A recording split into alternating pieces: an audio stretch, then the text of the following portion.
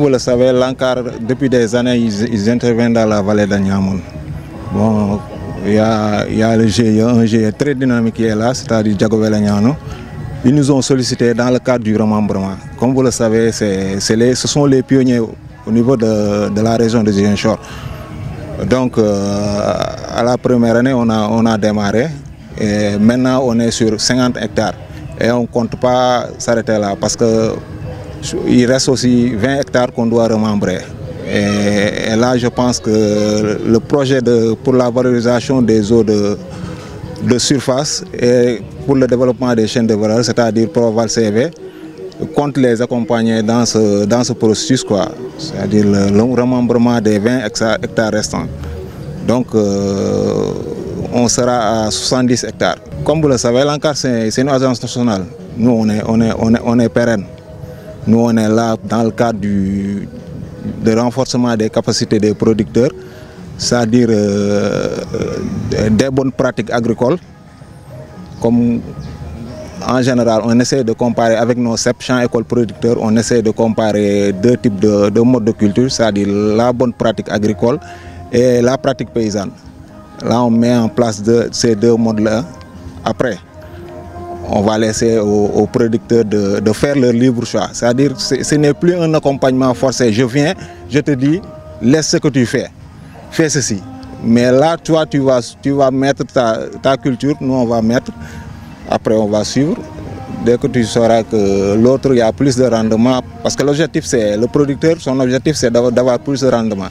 Comme ça, il aura plus de revenus. Donc si tu vois que les bonnes pratiques agricoles ont plus de rendement, là, tu vas laisser ce que tu as l'habitude de faire pour aller dans les bonnes pratiques agricoles. Donc notre objectif, c'est ça, c'est de booster les rendements au niveau de la vallée de Djagobel.